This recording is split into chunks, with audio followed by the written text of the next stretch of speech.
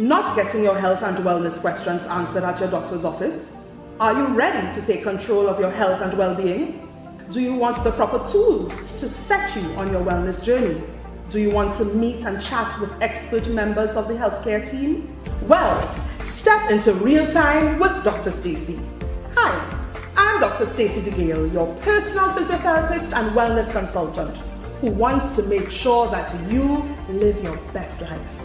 We'll be chatting with wellness team members and inviting you as you are the center of that team. And we'll be doing all of this while you are in the comfort of your own home or office.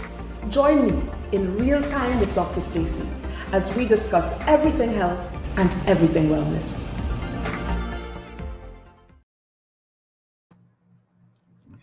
Good evening, everyone, and welcome to Real Time with Dr. Stacy, your favorite physiotherapist. Well, maybe after this interview, I may not be a favorite therapist anymore, but I am so happy to welcome all of you to our show. You haven't seen me in a while. Lots been happening, and I will keep you abreast of all that is happening with my business back in motion physical therapy services at another time, because tonight is about living well and aging well. We sometimes are afraid to have these conversations because, we try to convince ourselves, oh, we're getting younger. I say it all the time, we're getting younger. The reality is, just like our houses, our cars, we are growing older. And because of medication and, so many people going to the doctor, people are living longer, but are we living better? Are we living well? And this is the purpose of our interview and our discussion tonight. And it marks the formal end of World Physiotherapy Month, whose theme this year was healthy aging. And I thought, you know what? We have an expert right here in Trinidad and Tobago who we can turn to answer all our questions with regards to living well and aging well. So you've heard me talk a little bit too much already. So I want to introduce our guest. And she's a very humble soul, but I want you to listen to her qualifications, because we sometimes think we don't have the expertise here in Trinidad and Tobago. And we have some of the most brilliant minds that I have encountered throughout my travels worldwide, right here on our shores. We don't have to go far. So if anybody knows anyone on CNC3, yes, I'm calling them out, because they always have a lot of health videos from the US and from the UK when we have the brain power and the knowledge right here. Let's get to know some of our local professionals who we can seek help and attention from. So this is Dr. Verne Alleyne. Listen, Verne agreed to this after having a long day, people. So even though I know she's tired, she's here, and I want you all to take advantage, because Verne is a physiotherapist of over 30 years. She's not looking like it, but over 30 years experience in clinical practice, education, and leadership. She earned her diploma in physical therapy from the University of the West Indies in Jamaica in 1994, followed by her Master of Health Science and Doctor of Physical Therapy from the University of Indianapolis. She also holds a certificate in healthcare management from Indiana University. Now, this young lady is a certified podologist, and she will talk about that, because I know most of you may not have heard of that word before. She is our lifestyle disease practitioner, and she's also an American board certified wound specialist. She currently serves as the managing director of Excel Physiotherapy, where she provides comprehensive care to patients across the lifespan, including recreational and elite athletes. She's also the wound care coordinator for the Tobago Regional Health Authority, specializing in the management of complex wounds and the prevention of amputations. And I will say this without hesitation, because of the work Verne has done in Tobago over the years, she has saved many limbs and saved many a life because of her knowledge and her work. She is exceedingly committed to sports medicine, which extends to volunteer work with the National Association of the Athletics Administration and the Trinidad and Tobago Olympic Committee, where she has served on medical teams for major regional and international events, including the Central American and Caribbean Games, Commonwealth Games, Pan Am Games, the Olympics in Rio and Paris, and the International Association of Athletics World Championships in Russia and China. Outside of her professional roles, Dr. Alleyne enjoys gardening, strength training, and long walks, reflecting her passion for healthy and active living. So join me, everyone, in welcoming our very special guest, Dr. Verne Alleyne. Verne, thank you so much for saying yes. Thank you so much for being here with us.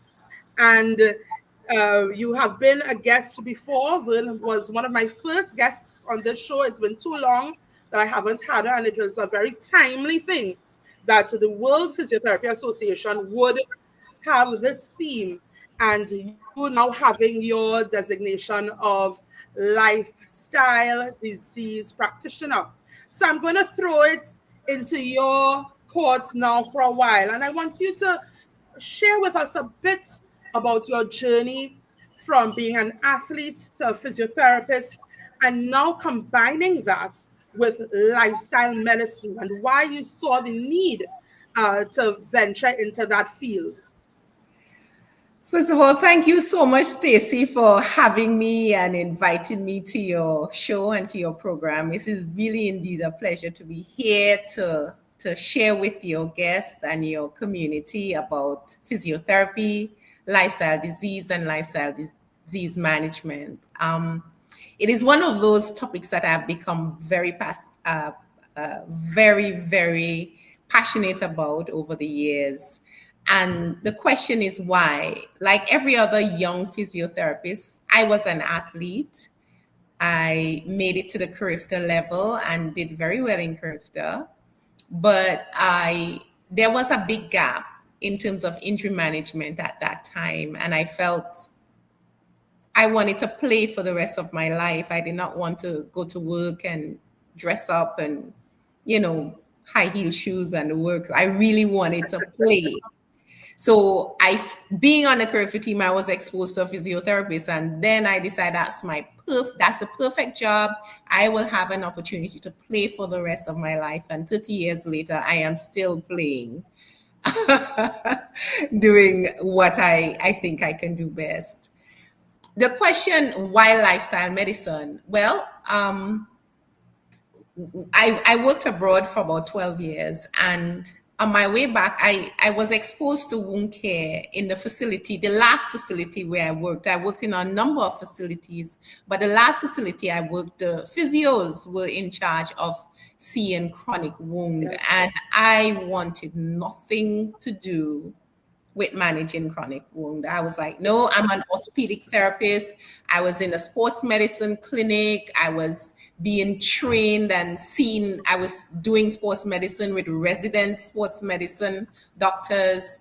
And I was in the orthopedic clinic, the foot and ankle orthopedic clinic, and that rocked my boat, but not wound care. I did not want to see wounds, and I was forced to. When I started doing my doctorate, I had to change my hours, and my boss just said, once you work here, you have to do it. So, I was not impressed.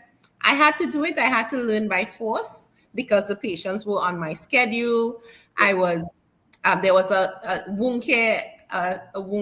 We had a lot of specialists on the team. So we had the pelvic health specialist, we had the bariatric specialist, we had the wound specialist. So when I didn't know anything, I would just go and ask the wound care specialist, what to do. And they were really good at helping you out. So I learned a lot in the process. And in the same token, my father had an amputation, a transmetatarsal amputation. And when I came back home to visit him and I saw the quality care, wound care that he was getting, I was like, no, we can't do this. Yes. So I vowed when I came back home, I thought wounds were only a small number of people would have wounds. So I would get to do my regular physio, and maybe one or two patients a year may have a wound, and I will be able to intervene and treat them and send them Yes. along. And I will be doing my orthopedic therapy and my sports therapy, and everything will be fine. And I was wrong. I Yeah. was wrong about a number of patients with wounds and chronic wounds. So basically, that's how I got into it. And then around 20, I think it's 2021 or 2022, I myself became diagnosed with prediabetes. And it took me for a loop because Hmm. I always exercise, but I have a very strong family history of diabetes, and I didn't see it coming. Yes. So that took me down into the rabbit hole of learning about diabetes, learning about lifestyle diseases, learning about every possible Yes. thing I can learn about preventing and managing diabetes. And that's when I did a certification in Yes. lifestyle management, which opened up a whole new world of physical therapy for me. So that's how I got here. It's such an interesting thing because many times when people think about physiotherapy or physical therapy, which interchangeable terminology, they always think of injury. I sprained my ankle, I have a little arthritis, I have a stroke. And physiotherapy involves every organ, including the skin. The skin is an organ. And so that falls within our scope. Of course, with extra training, as you did regarding, that wound care. And what is also interesting is that quite often we have a eureka moment. You didn't like it. You were introduced by force almost, and you didn't like it, but because of that personal experience. And I think most of us, when we get an injury or we suffer from some illness, it's only then, or someone close to us, we realize more has to be done, or then we start understanding more of the disease and the condition. And we like in Trinidad to be throwing terminology about lifestyle diseases, but can you tell us in a little more detail, what really is a lifestyle disease and what does lifestyle medicine really entail? Okay, so a lifestyle disease is a condition or something that affects the body in a negative way as a result of how you live. And when I say how you live, is how you eat, how you sleep, how much you exercise or not exercise, the company you keep, Hmm. whether or not you engage in toxic substances, whether or not you're stressed. So disease that are caused by what happens in your everyday life is their lifestyle diseases. And some people call it non-communicable disease, but these are the types of diseases like your high blood pressure, your diabetes, your cardiovascular diseases, your strokes, your kidney failure. A lot of these diseases, they are as a result of the choices we Yes, make, or sometimes the unfortunate circumstances we find ourselves in on an everyday basis. yes, And the most common cause of death worldwide is a lifestyle disease. So more people will die from complications of diabetes, cardiovascular disease, kidney failures. The most common cause of death and disability worldwide is from the life we live every single day. They're not, as a matter of fact, if you have HIV, you are less likely to die from HIV than you are from a lifestyle disease. So yes, this is serious business, because depending on our culture, it can impact us a whole lot. And yes, especially here in Trinidad and Tobago, because you can see the impact of the lifestyle diseases. yes. You see the majority of the people in our hospitals right now are in hospital as a result of choices, Ah, whether conscious or unconscious choices that they make every single day. And yes, if more people can understand that, look, we're all going to die one day, but how we die and how soon we die is sometimes 80% of the time is in our control. Oh yes. And we talk about longevity, and we talk about health span, and we talk about lifespan. And the lifestyle that we choose can impact our health span and ultimately our lifespan. Yes.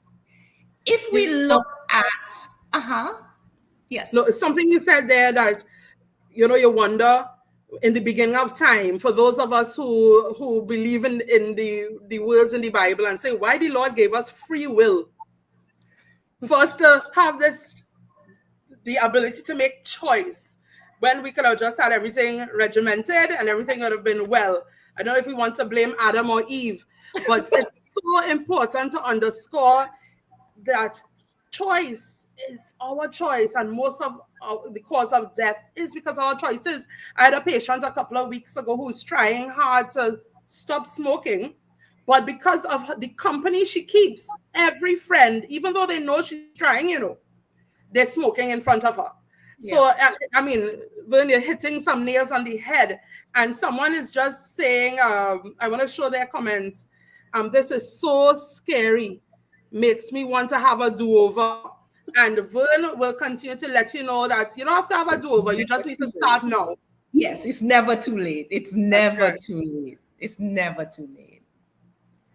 So continue. Yes. So I would like to let the world know that yes, we there's a certain point that we have no control over. We don't have control over the accidents of the infections and stuff like that, but we can make small changes sometimes in our life that would reap big impacts.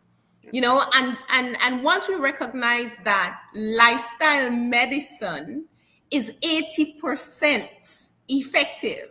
80%. Lifestyle medicine is the only medicine that has been known to reverse diabetes, to reverse cardiovascular disease, to reverse a whole range of chronic diseases once you catch them on time and the patients are willing to to take the journey and go forward. You can turn diabetes around, provided that the literature says that you don't have it for more than 3 years. But there are persons who are able to turn diabetes around even if they're diagnosed 5 years out. The only thing is, it is a commitment, a daily renewal that you have to make. It's a daily choice that you have to say, boy, you see that biscuit? I'm eating that biscuit today. I am not going to drink another Gatorade or another Lucozade or another energy drink unless I run 6 miles. So the only criteria for having an energy drink is running 6 miles. If I cannot make the 6 miles, then energy drinks will not cross my lips, because I like to tell my patient, energy drinks are not juice. They are a medication for you to take, but they give you the impression that, and they flavor them for them to taste really nice. This is really salt and sugar, electrolytes and sugar, to replenish something that left your body. And we're drinking these things as juice, and we're destroying our joints, our kidneys, our vision, our blood vessels, our brain, and the list goes on. They are very destructive, but people are consuming them 1, 2, 3 times a day, and they're telling you, well, I am exercising. No, you're not exercising enough to be drinking a whole energy drink every single day. It is not worth it, because you pay for that in the long run.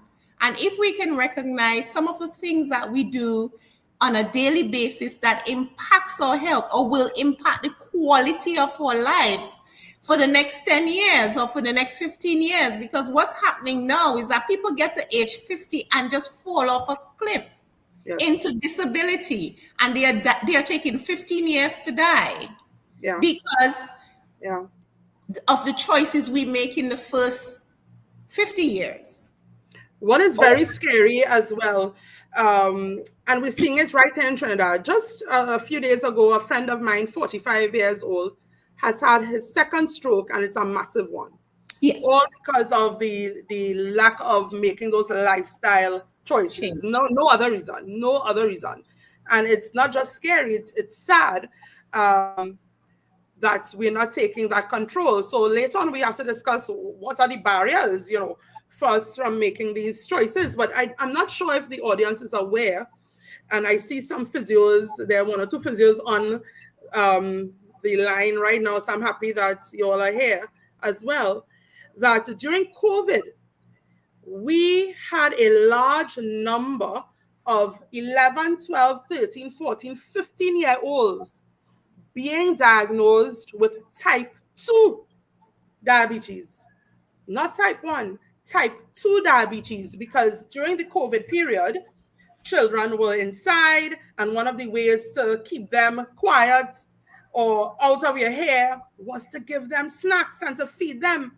And that is that is very scary, because it means that the effects now of having type 2 diabetes earlier, in the next couple of years, potentially, we are going to have a larger number of persons with disability, with neuropathies, with amputations, with eye issues, because they're being diagnosed and they're being much, much earlier. And so this whole concept of choice is very important. And that's really, I hope, is resonating now with our listeners. Vern, let's talk a little bit about the 7 pillars of lifestyle medicine. Okay. So the 7 pillars of lifestyle medicine they're very, very simple. It is nutrition, physical activity and exercise, restorative sleep, stress management, avoiding toxic substances, and social connection. So if we look at the nutrition first, basically what this is saying is we need to eat to nourish ourselves. And I tell my patients, there's a thin line between nourishment and poison. A very thin line. So once we eat enough, the Japanese like to say, eat until you're 80% full. But once we keep feeding ourselves, the snacking, so we have a coffee in the morning with loads of sugar, with a muffin, even more sugar, and maybe we have some cereal in there, and a supersized bacon saltfish. And then somewhere in between there, we have another pack of biscuits, sweet biscuit. And then we have some juice somewhere in between there. And then for lunch, we have some bus-up shot and chana and more juice again. And then somewhere in between there, we have another pack of biscuits, or we eat a chocolate bar. And then we go in to hang out with our friends for lunch, and we have loaded fries with ketchup on it, with some Gatorade to go to bed. And we press that repeat cycle, let's say an average of 3 days a week. And you do that over 40 years, you will get sick. Guaranteed, you will get sick, because our bodies are not designed to take that kind of abuse from food. Oh, and I didn't add the alcohol and toxic substances. So, and then the thing about the nutrition is very far-fetched from how things used to be when we were growing up back in the 1970s, because nutrition back then was what you ate from your garden. It didn't come from the box in the supermarket, from the supersized carts in the supermarket. Nutrition came from what we had outside, and then we had to go work. We had to walk to get it. We had to work to reap it. The nutrition was not in the pantry where you just get up, go take out a snack from the pantry, and just go lie on the couch until you feel hungry again, and you keep repeating that cycle. So that is part of what's driving some of the diseases that we're seeing. And then with exercise and activity, difference between exercise and activity is cleaning the house. It Yes. is doing some gardening. It is walking over to your neighbor and saying hi, how you doing. Exercise is anything that you do repetitively to build strength, to build endurance. It's something targeted Yes. towards achieving a goal. But they're both important because we require both, because the studies show that even if you go to the gym and you exercise for an hour and then you go sit for the rest of the day, that is not enough. You have Mm, to make the effort to move around during yes.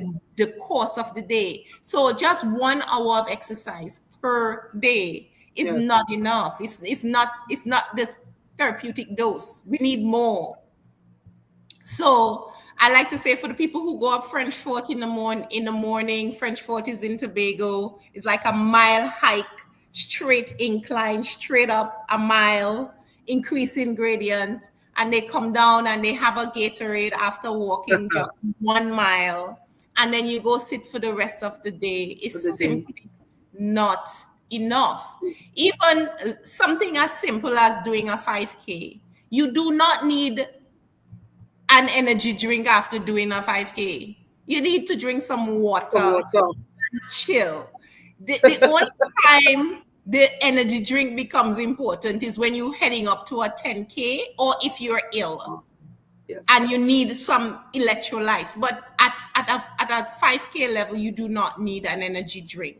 So coming back to physical activity and exercise, we really need to move, and we move by any means necessary. And this is where physiotherapy comes in, because if there is something that's preventing you from moving, shoulder pain, back pain, knee pain, any kind of pain, Yes. you need to talk to your doctor and say, hey, we need to stop just medicating this. I need to That's get right. serious about my movement, because That's I right. want to be able to play with my grandchildren when I'm 65 and 67. I don't want to be laid up, because the thing about loss of range of motion, loss of strength, is that it's like compound interest. It just Yes. builds on itself over time. And it's one of the best ways to get old really quickly. Yes.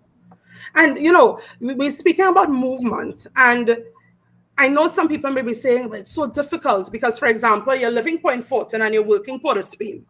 So you're leaving your home at 4:30 to avoid traffic, and you're getting to work, and your work is a computer job. So you're sitting for a minimum of 8 hours a day, getting up only for washroom breaks. Then you have to take the bus, or you're driving back down to Point that you have to see about the family, see about this, see about that. And when you catch yourself, it's time to sleep. And we have this repetitive cycle. So I know some people feel sometimes that they are drowning in this sort of repetitive activity. But can you share with us, Vern, how can we overcome some of this? It's something that I've been preaching all over. And I tell some of my patients, listen, you could do 10 minutes 3 times a day, Yes. moderate activity, and get something done. Don't tell me I can't get 10 minutes during the day. If you're a manager, instead of having a sit-down meeting, have a walking meeting.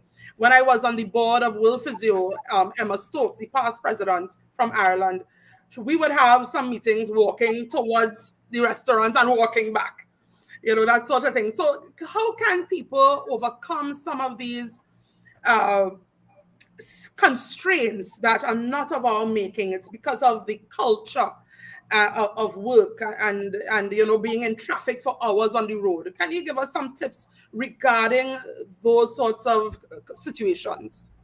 That's a very good question. And I would love to say that I have the perfect answer for you, but I don't, because these situations are sometimes they're so unique, and they can be so stressful.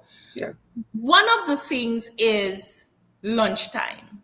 Most people have at least a half hour for lunch. And there are Yes. some people who have 1 hour for lunch. Yes. So one of the things we can do is say, all right, I have half hour lunch. I can probably eat in 15 minutes. I could walk downstairs and walk back up. That's movement. That is.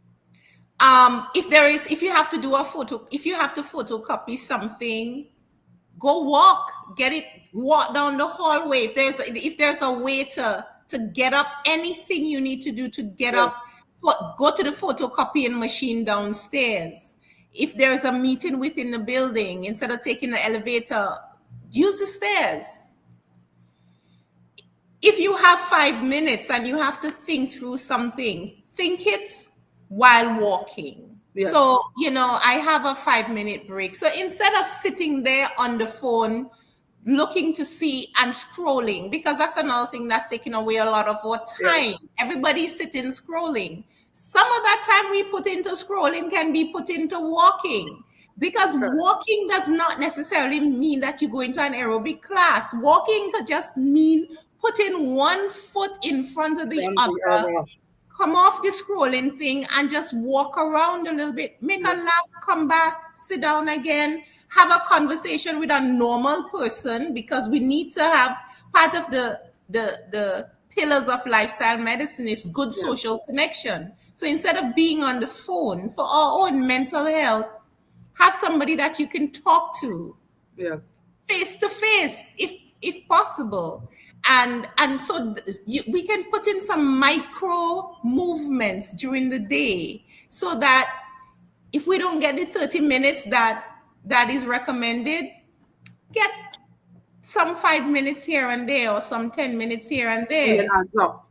And everything counts. Every little bit counts. Because at the end of the day, we have to ask ourselves, what kind of life do I want beyond 50 if I live to see that? And one of the things that I'm seeing in my wound care clinic, we started the clinic in 2011. And in 2011, I don't think we had people in their 40s in 2011. And now the intensity of the wound in people in their 30s and 40s is incredible. So we have to ask ourselves, do I want to skip my walking chapter now and say, I don't have the time, I don't have the energy, I don't have the this, and invest that 5 minutes when you can get it, or be prepared to face the consequences of what's to come, because it's going to come in one form or another. We have a viewer, Miss Morgan, who is asking a question: how do you tackle arthritis in the knee, hip, and low back? And just to let the viewers know, when we speak about non-communicable diseases in Trinidad and Tobago, we usually think of the diabetes, the hypertension, the strokes, the cancers.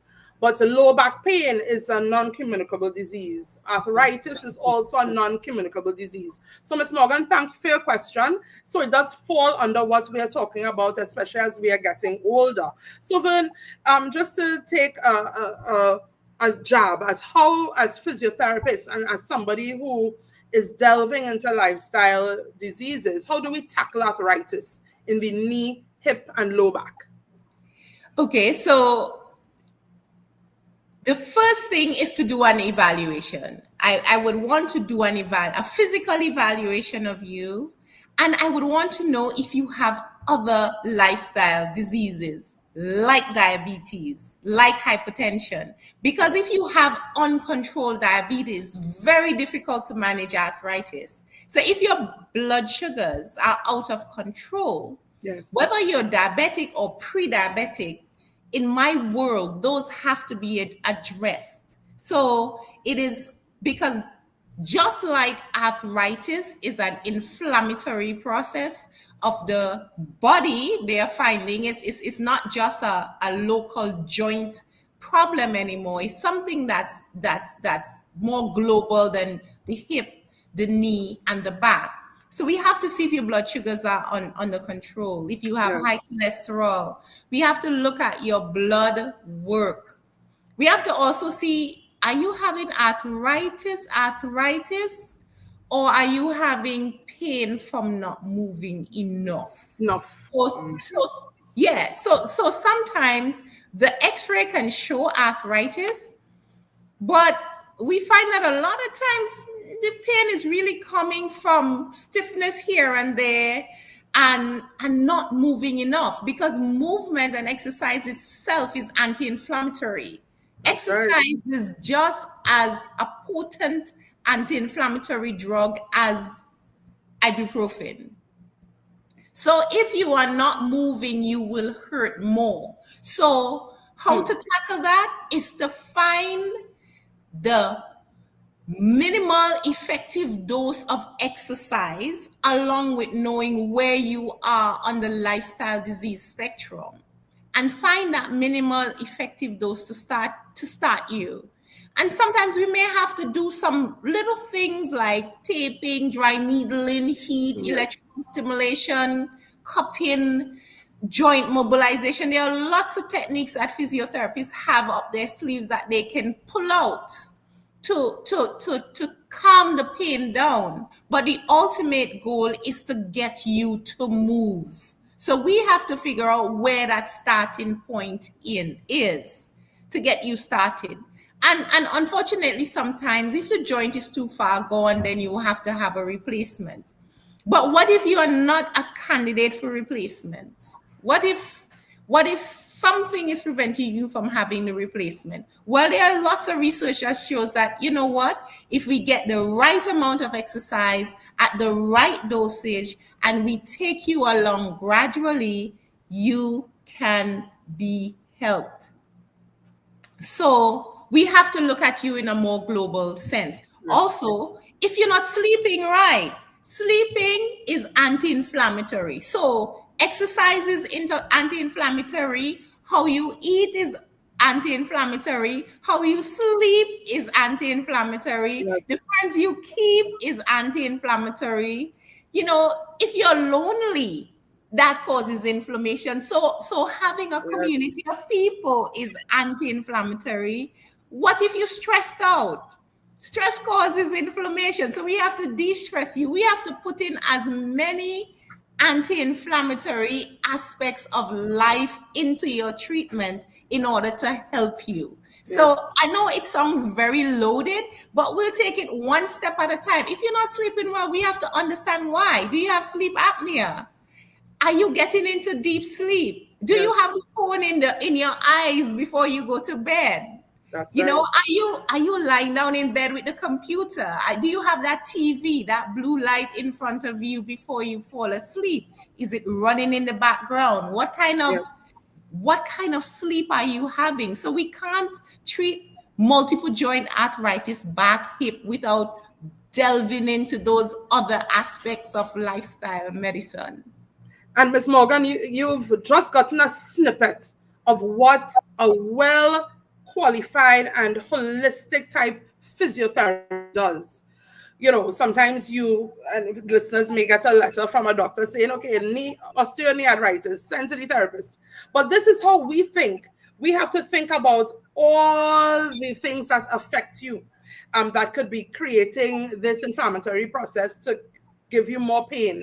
So you find sometimes I had a patient, Vern, a few months ago saying, why are you asking all these questions? So I had to explain, right? Because I asked more questions than the surgeon, and I don't understand. And when I explained to them, they understood and they're back on track. I had another patient who's 90 years old. I wish I could call her name. She's from La Brea. 90 years old. She's driving for herself. She lives on her own. She does everything on her own, walking independently. She just came to me because she twisted her ankle and she said, Stacy, you know, any little thing, I want to deal with it early o'clock. Yep.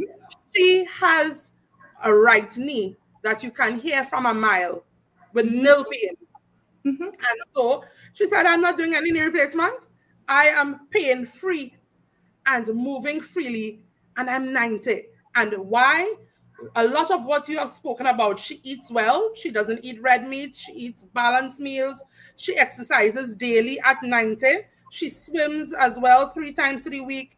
She gets sleep. And the term you use when you spoke about the pillars of lifestyle medicine was restorative sleep.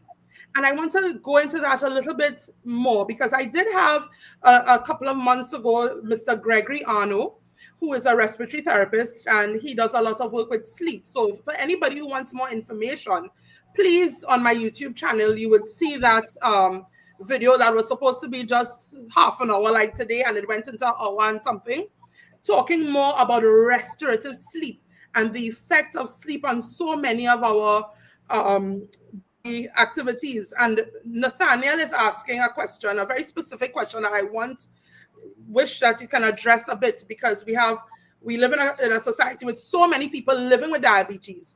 How does lack of sleep affect our blood sugar levels?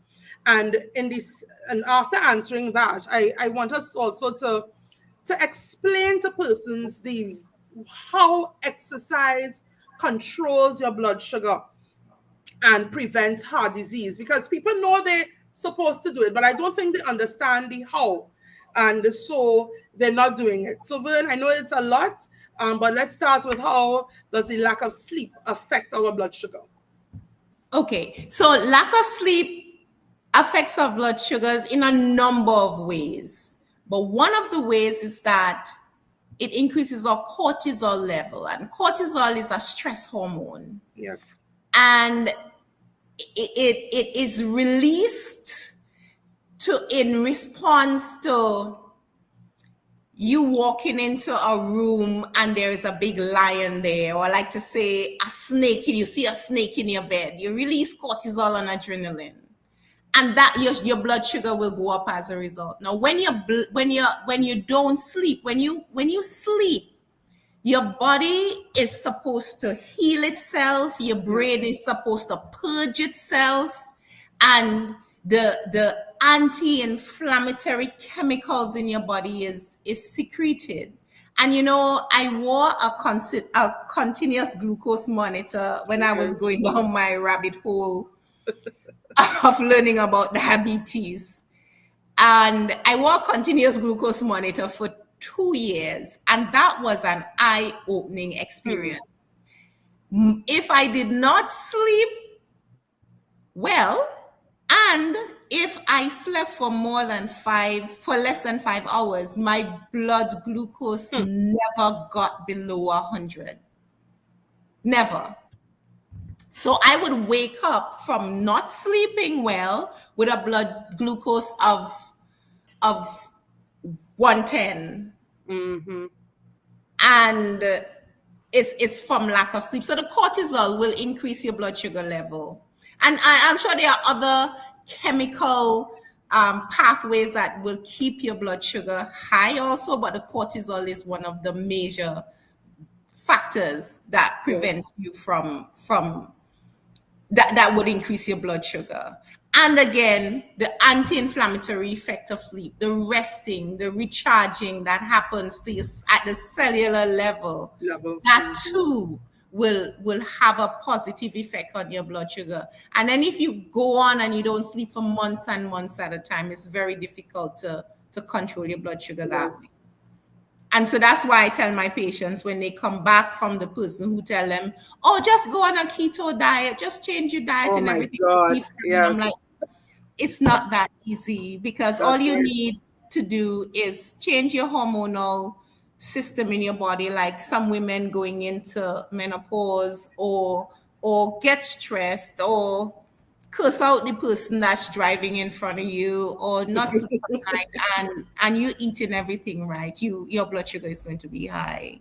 So there is that effect. And there was another question that you had with regards to how does exercise help us to achieve better blood glucose control and blood pressure control? Good. So I'm just going to piggyback on one thing about cortisol. When it's constantly elevated from lack of sleep, it has a breaking down effect on the muscles. So cortisol, like sugar, eats away at your muscles and your tendons and your joints. All right? Now, to hinge on that, what exercise does, it pulls the glucose out of your bloodstream. So Yes. when you exercise, you're taking the glucose out that's backed up in the bloodstream, and you're putting it into the cells of the muscle. So you're grabbing it out from one place and put it in the muscles where it can do something, where it's not no longer in storage, but it's being utilized by the muscle. So when you start getting smaller muscles from not exercising, your blood sugar level alone will go up from that, Yes. because you're not taking the muscle the glucose out from the bloodstream and putting it into the muscles to utilize it. So that's one way of seeing exercise. The other thing is, when your muscles get bigger, when you have bigger muscles, which is one of the reasons why I will go to the gym forever while I have breath. As you get older, your muscles tend to get smaller. And as your muscles get smaller, it can't draw out enough glucose from the bloodstream and put it into the muscles because it's not as powerful. Yes. And over time, yes, the muscles tend to get smaller, but you can slow down the process by doing resistance training. That's right. And by moving. So the more our muscles move, the more you stress a muscle, the more you increase its capacity to take glucose out of the bloodstream and utilize it and utilize it, and that will lower your blood sugar level. So it's really, really important to do the resistance training. Don't be afraid of weights, Once we start safely and we're doing it right, that's big time medicine. Resistance training is big time medicine. That's right. They wouldn't tell you it because it's too cheap. Yeah. Yes, and we wouldn't have to see them as often.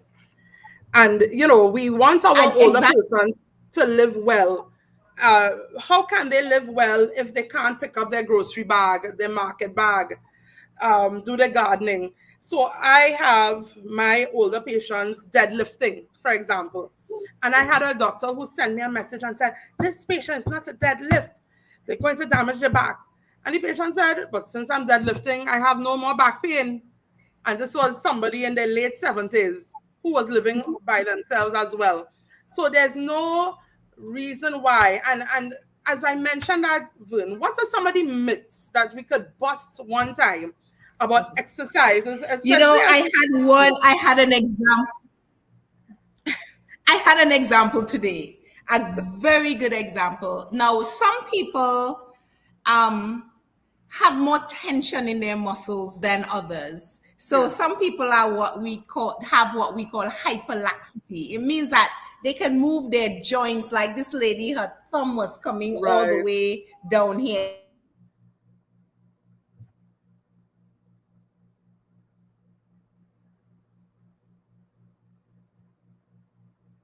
I think we're just having a little interference with our internet. And let's see, we just give a few minutes for it to come back. But while we're waiting, are you there? Yes, we're back with you, Vern. You go right ahead. So, right. So some people have the ability to move more than others. Right. And those are the category of people that you really have to push the envelope on resistance training. And so this lady, she had a baby 15 years ago, and she was told not to lift anything heavy because every time she lifts, she had incontinence. So she would get a little bit, she would pee herself a little bit. And I said to her, the problem for you is that your ligaments are so lax. And then you went on with a 5-pound weight restriction for the last 15 years. So one of the myths is that you have a baby, you have a C-section, and you can never lift again. The question is always ask the doctor, when does that lifting limitation stop? Because it does not mean that because you had a C-section or you had a baby or you had a bad labor delivery, it means that you should not do resistance training for the rest of your life, or you should never walk for the rest of your life, because there are some people who think that way. So that's not true. The other thing is that I hear a lot is women will look like men. You will grow so much and you will start looking like a man. Oh my And Lord. I dare say, you know what? I think looking like a man is much better than having an amputation or That's complications of right. that disease. So we have to pick our poison. Although it is not true. We can't, just from resistance training, we will not transition into like Gender transformations with weight training. exactly. What's true, however, what is very true, however, is that obesity can cause increased levels of estrogen in men and lower their testosterone.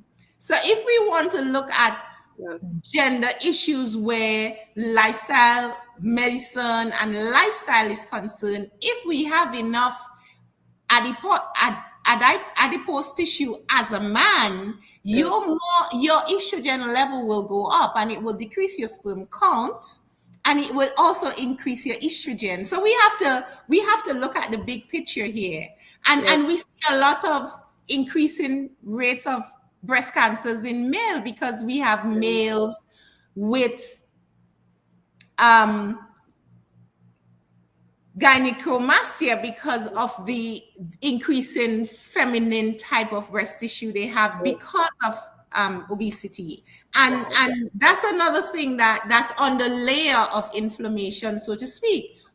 Fat cells are inflammatory. They inflame your body. So if we throw on to the sleep, the lack of physical activity, the stress, and the fat cells, we have a low-grade type of inflammation running in our body 24 hours a day, 365 days a year. And that low-grade inflammation damages our joint, damages our vision, damages our blood vessel or heart or lungs or kidneys or everything. And it also decreases our resistance to disease. So it's while inflammation is good in its acute phase to allow for healing, right? It's a normal part of healing. There comes a time when it needs to go, right? We can't be running a low-grade inflammation all the time in our bodies. Otherwise, we'll get sick. And that is what's happening to Trinidad and Tobago right now. There is too much low-grade inflammation from so many lifestyle disease factors that is taking us down. What would you red flag, or what 3 warning signs would you let persons look out for that, listen, you need to make a lifestyle change? Not if, perhaps, or maybe, that you need to make a lifestyle change. For me, the 3 red flags: abdominal adiposity or a big belly, that velvety dark coloration around the neck and skin, and if somebody tells me that they're not moving or they're not physically active. And I would like to add sleep. Sleep is big. If you're not sleeping, sleep is so big. It can't be overlooked, and it should not be overlooked. So if somebody is not sleeping, that is one of the ways that people have undiagnosed hypertension sometimes, because somebody have obstructive sleep apnea. The blood pressure wouldn't come down. And it's one way to set us up for failure. So sleep is big. Sleep is really big. I'm a good example of that. For the last maybe 20 years or so, I very rarely get more than 4 to 5 hours sleep a night. because of all the activities I decided to engage in. And I feel fine, but the blood pressure machine tells a different story. So when, for example, I had a major abdominal surgery last year, for that entire week, while I had to be in hospital, I had to use no medication. And usually it's the reverse, because I was just lying there, sleeping and resting and dozing off, taking my walks, because I got up immediately after I walked. And they said, but AA, you need to stay home. I said, yes, I need to win the lotto and stay home. But the reality is, myself included, and I want the viewers to know that when we are speaking to you, we're not only trying to educate you, we're educating ourselves and reminding ourselves of what we need to do as well as practitioners. So again, you've pointed that out again, Vern, the restorative sleep. And I don't think people may understand why one of the red flags is the darkened skin in the neck. Can you tell us more about that? Okay, so the darkened skin in the neck, the medical name for it is acanthosis nigricans.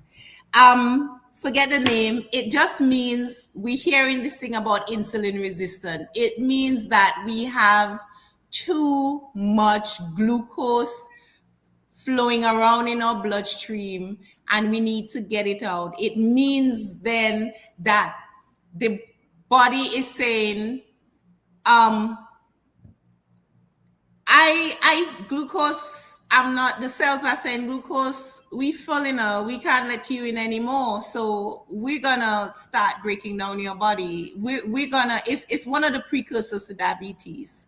So when you walk around or you stand in line next time and you see the number of people standing in front of you with this sign of insulin resistant pending diabetes, is diabetes coming in, diabetes on its way, if it's not here already. So if you see your family members with that darkness around their neck or the knuckles or at their knee or at their elbow, you see it, ask them to go get their blood sugars. They're insulin resistant, and sometimes if it doesn't show up on the A1C chart, it's there. It's just in waiting. They're just diabetes in waiting. And you see more and more and more young children, 11, 10, 9.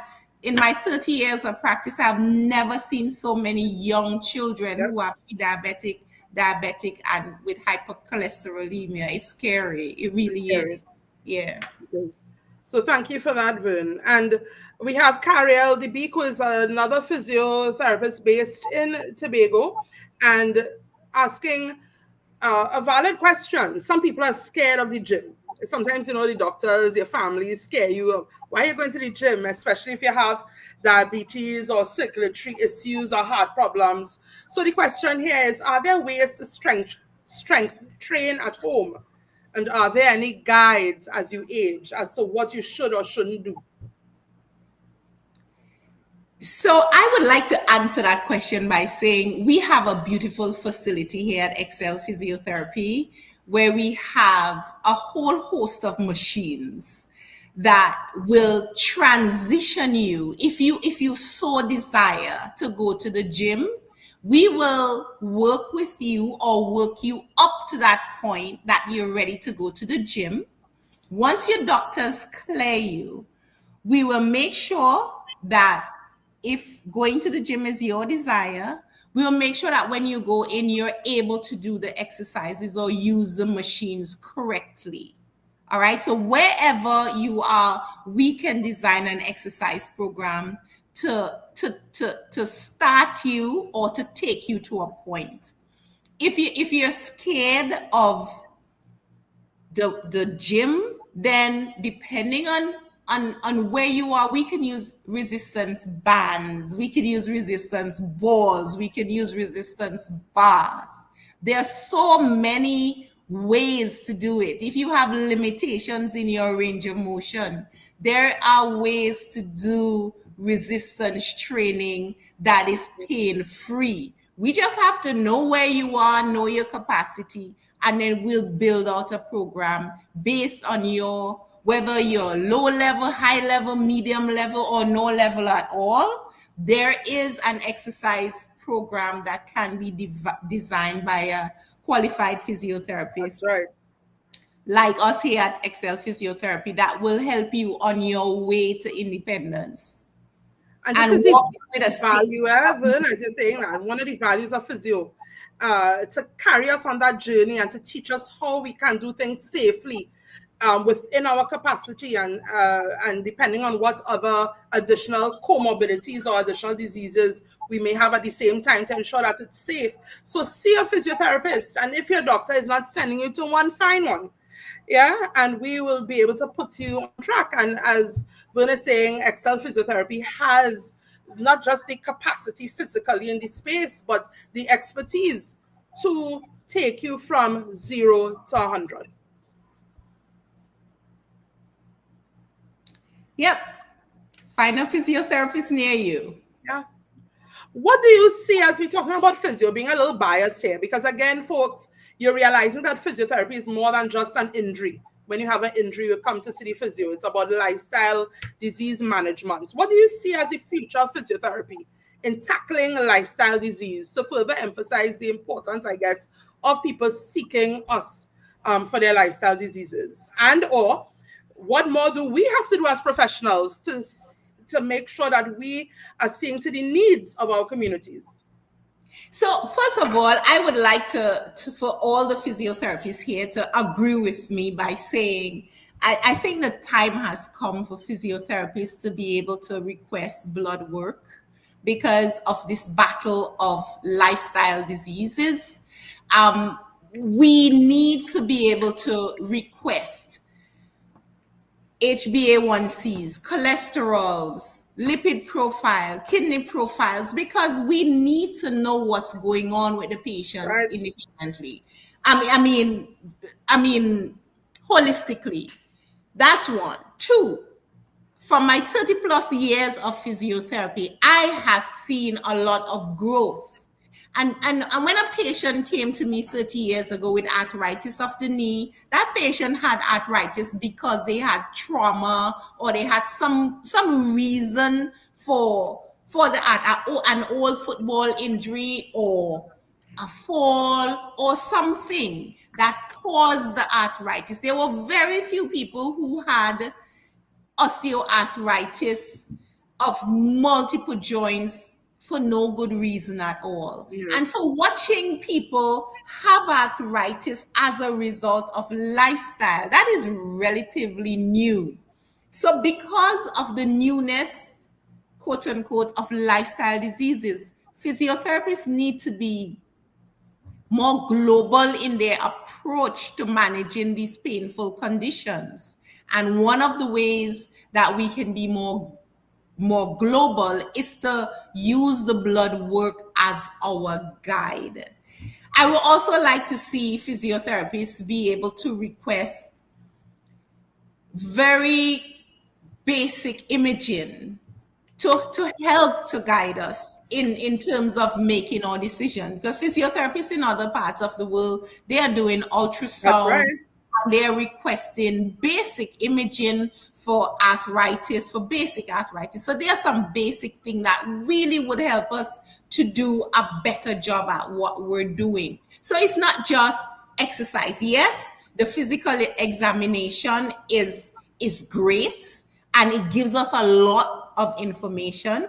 As a matter of fact, I would dare say that some of the information we get from performing a physical examination, for example, a patient with hyperlaxity is not diagnosed based on any imaging study. It's a physical examination you have to do to help to determine that kind of patient when they present to you.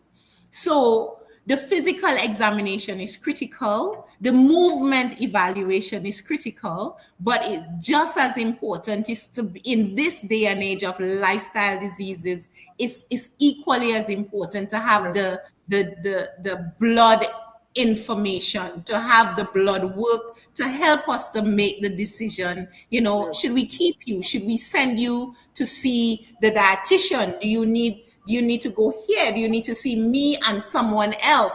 And it helps us to build a better team of healthcare providers so that the patient can have optimal care. And we are trained to an extent that allows us the ability to do these things. A lot of these issues are just because of bureaucracy and a history of one set of Yes. healthcare providers doing it and wanting to take possession, as it were, when there's a direct relationship with regards to lifestyle disease, joint diseases, and others, with blood work, with imaging. And if physios are allowed to do this, and we are trained to, if we are allowed to do this, there's actually less cost to the patients in the long term. You have more satisfaction from the patients in the long term, and you have better outcomes. And we have the research to back it up. We're not just talking. So it's something that, Vern, I think we'll talk offline and maybe see what revolution we can ignite in Trinidad and the rest of the Caribbean with regard to these areas. You know, I have no problem with that. So thank you so much for that. And I just want to start closing off because I have kept you longer than I promised. But it's such an insightful conversation. We have people, I'm looking, you see me looking, sometimes I'm looking at my phone, and you know, as Sybil Edwards from St. Lucia, who's online, thanks Sybil for being here. Sybil is saying we are the movement experts. Yes, Sybil, and this is what I want our listeners to be aware of. We are the movement experts, and so we should be the first that you see, in conjunction with, and if necessary, with your orthopedic surgeon and so. But we need to be on the front line of things. We are not secondary healthcare practitioners. And Lisa Cash from Point Forte as well said, "Viva Revolution!" So she's pushing us to have this revolution. And she said she's also learning so much. Navita is always online. Thank you, Navita, for being online. Miss Fonrose, thank you for watching. Miss Fonrose is like my second mommy and also a patient who has done well after bilateral knee replacements, is walking like a champion. So thank you all for listening. But I want us, especially there's some of us on this line, this tonight on this call, who are in positions where they can effect change.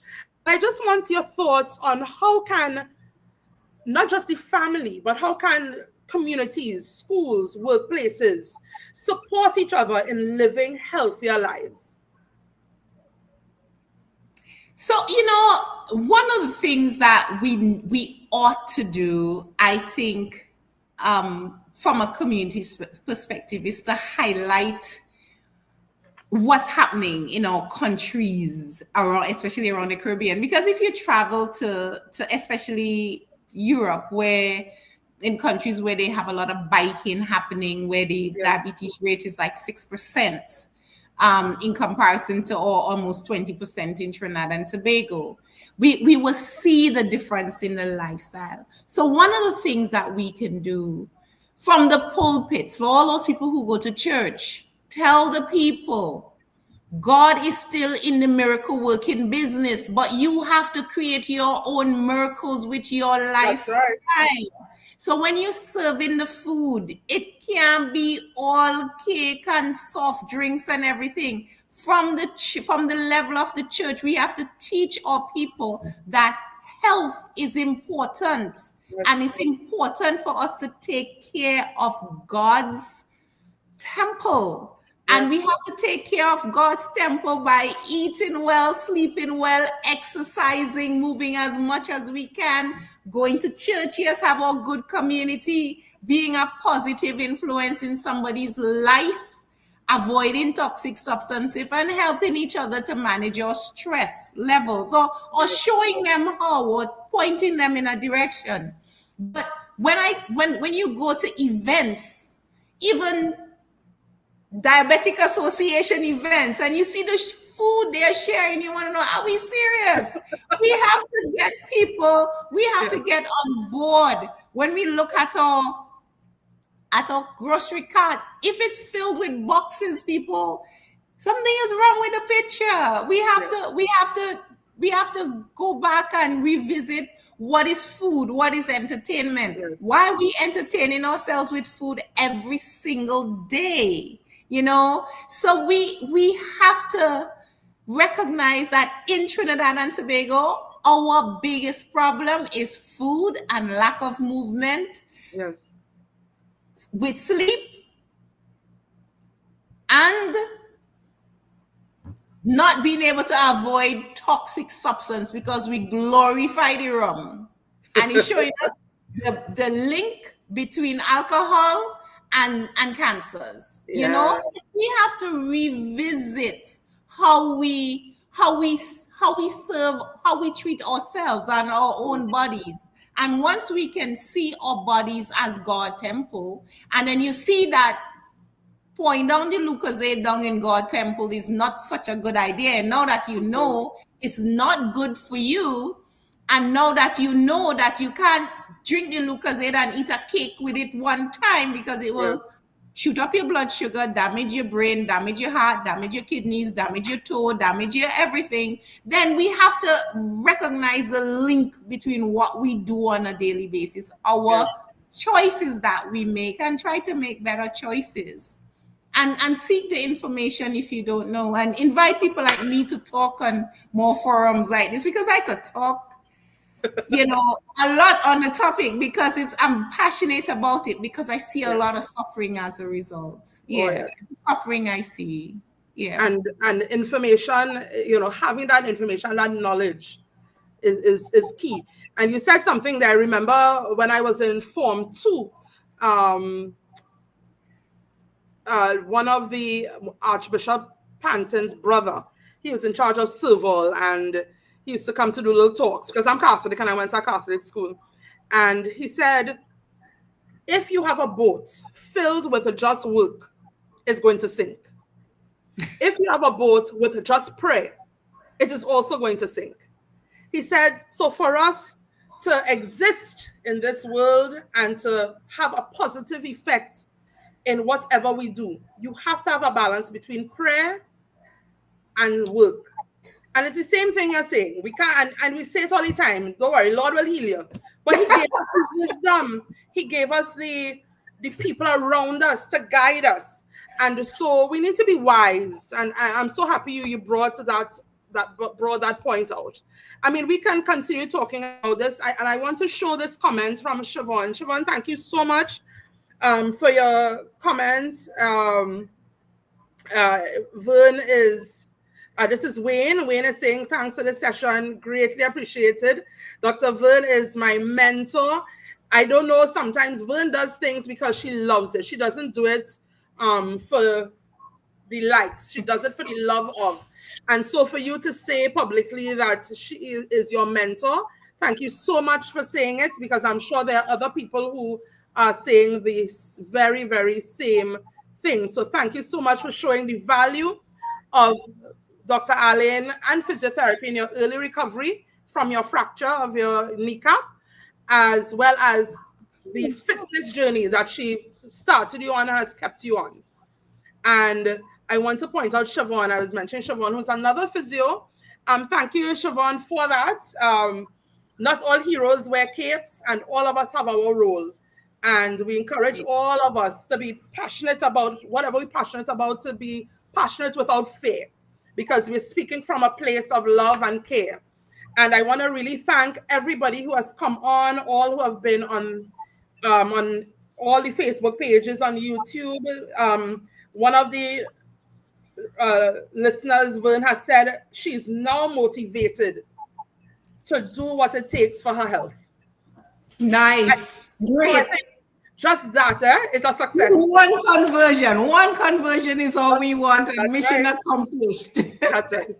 And I just, as we're talking about conversion, can you, before I ask you to one last question, can you give us an idea or if a success story in this whole lifestyle thing that you would like to share, something like a patient that sticks out to you?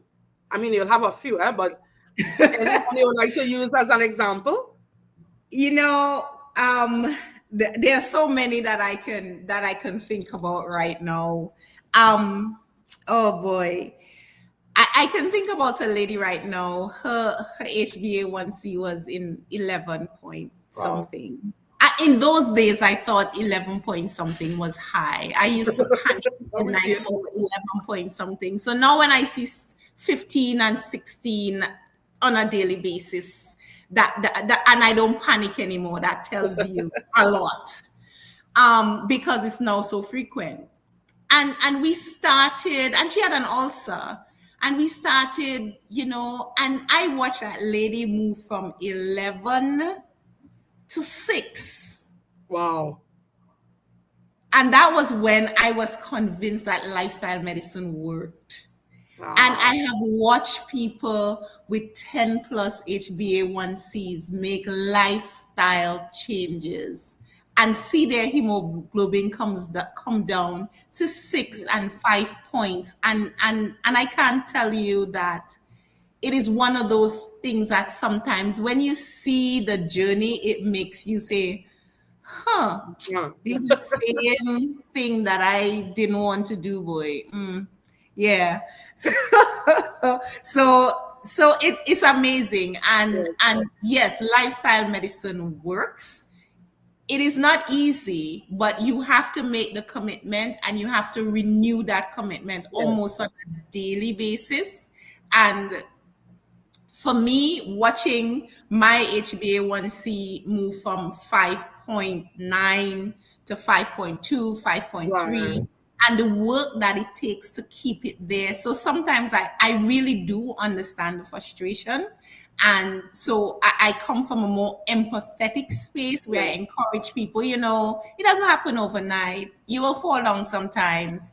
And, it's okay if we celebrate, but we can't celebrate every day. It's okay if you have a scoop of ice cream once a week, but we can't be eating a pint of ice cream every day. So sometimes it's the small changes that we can make that has a compounding effect over time that Yes. really does make the difference. So it lifestyle medicine works. It really does work. Yeah. And you said, I was making my notes, and what's still sticking out to me now is that lifestyle medicine is 80% effective in reversing lifestyle disease. Yep. It is. 80% people, you're not gonna get statistics like that, not even with your medication. Because the doctors tell you, well, take the meds and go and take a walk. It's not enough. It's not enough. And I want to thank you so, so very much. I think this is one of the most enticing sessions we've had on Real Time, Oh, because thank your you. passion is reading through the screen, and, bringing this information where people can understand and start to say, yes, they're now motivated to do what it takes for their health. For somebody to say, Dr. Verne is my mentor, it means that what you're doing was the right choice and you were not led incorrectly when you didn't want to do the wounds and now you ended up here to make positive change. And so thank you so much for sharing your knowledge, for being with us. And I'm giving you an opportunity just to give our viewers one final message. Viewers, I would like to say, first of all, thank you for having me. Your health is in your hands and feet. Use them. Your health is in your hands and feet. If you have hands, use it to make your selective choice of what you put in your mouth. And if you have feet, one foot in front of the other every day. Any more movement you can do today than you did yesterday, than you did the day before, every little bit counts. Just make sure that what you do tomorrow is a little bit more than you do yesterday. Every bit counts. Your health is in your hands and feet. Thank you so much, Vern. Thank you so much. Don't go anywhere, Vern. Just hold on for a minute. Let me just have a little chat with the viewers. So, guys, thank you all so much. It was a really fantastic session. As usual, these sessions go on for more than 30 to 45 minutes, but it's because we have all of this information we need to share. Because if we take this information and let it sink in and we use it, we're going to have to pay less for medication. We're going to see our doctors less. You will see us less. You know, we're doing this to make our communities more healthy, more viable, more functional. It's not just about taking medication, you're living longer. It's about living better, living well, aging well. So I thank all of you for being online with us today. Look out for another session coming soon. If you would like to have any specific topic discussed here, feel free to contact me and I will get one of our healthcare professionals to discuss it. And again, as I said, we have the brain power here. Did you listen to Verne Alleyne? Did you see all that she has done and continues to do? Not for her edification, but for us. So I want to thank her. I want to thank all of you for staying online. Feel free to share this live. For those who are who are interested in sleep and good restorative sleep, I have a really lovely session that I will repost, but it can be found on my YouTube channel, Back in Motion Physical Therapy Services YouTube channel. Thank you, Ms. Trim. Thank you, Ms. Janet. Everybody who has come on, all the physios who came on. Thank you so much. And I think this is an area that more of us need to venture into in a larger and more meaningful way. So stay tuned for more. Stay tuned to my social media pages for more for our next interview. And as Vern said, just one step in front of the other, one foot in front of the other. Make those small changes and it will add up because our health is in our hands. Have a good night, guys. Bye.